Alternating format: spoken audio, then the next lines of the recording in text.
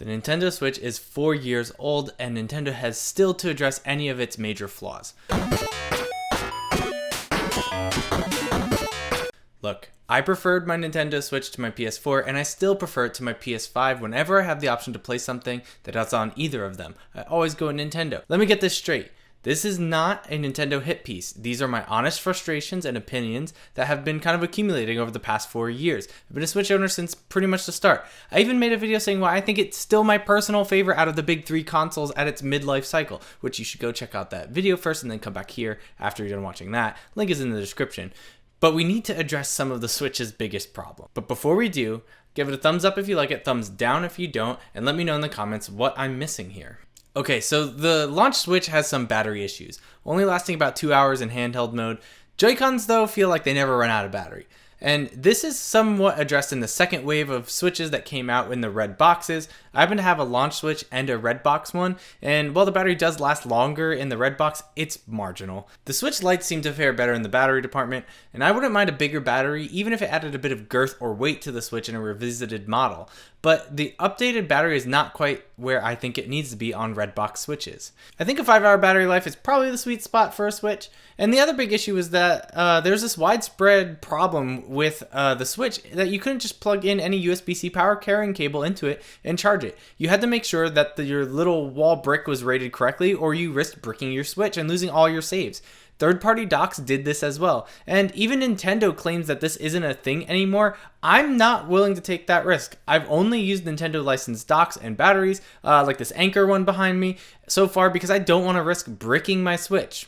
Okay, this one is just so confusing to me. We know that this is technically possible based on the hardware inside of the Switch. I mean, I know their goal was to make the Switch this gaming device you could take on the go, but I also like to undock it so I don't bother my wife when she wants to watch TV.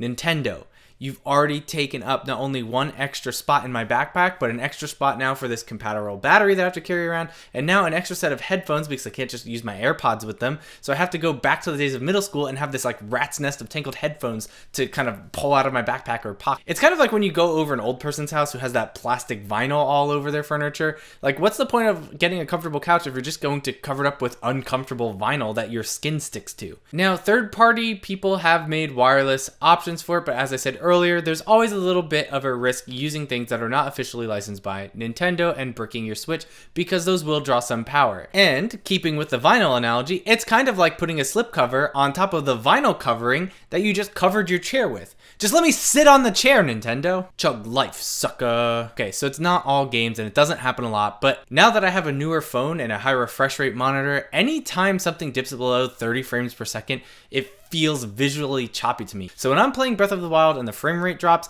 it feels jarring and it pulls me out of the experience. However, if the game drops to like 720p but maintains that 30 frames per second, I don't really even notice. Jerky movement can eliminate the immersion of a game. The same goes for pop-in. Now, I understand if you're loading in for the first time, but I did not think that Animal Crossing would be enough to make my Switch drop frames and have this much pop-in. Here, look at this.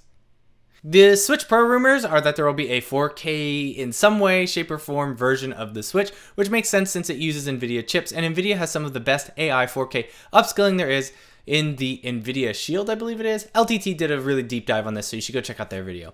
It would make sense that Nintendo would want that same chipset baked into their new dock at a minimum, or possibly even into a new Switch itself. However, I don't have a 4K TV, I don't want one, and I would prefer to take the Henry Cavill approach and split the difference and have a locked 30 frames per second, and sometimes momentarily capable 90 frames per second, even if that means not having 4K. Trust me, once you start using high refresh rate devices, you'll want more. You'll need more. Also, it needs better heat dissipation, like it gets loud and hot.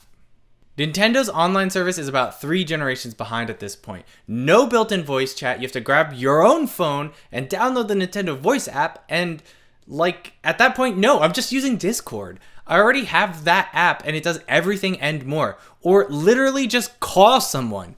I literally call my sister when we play Rocket League. So unless you're playing Fortnite, then you can have voice chat, but you also have to make sure that you grab out your wired headphones that have a speaker built in.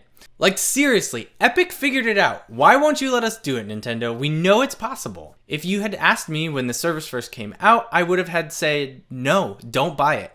I mean, it was free for a few months when you first got the Switch, but then you could literally only play online, and that is below industry standard at this point. I mean, it only had the same online functionality of a PlayStation 2. I would say now, however, the price is right as they undercut all of the other console competitors, but paying for this experience still feels a little bit like a slap in the face, and that's why I waited until Animal Crossing and the NES and SNES games became available, because that's when I actually felt like I was actually getting my money's worth. Nintendo, we need to be able to chat with our friends, make parties, and not go through these weird backwards systems and have a phone on us to do all of these things. Forget everything else on the list. This is a big, big problem.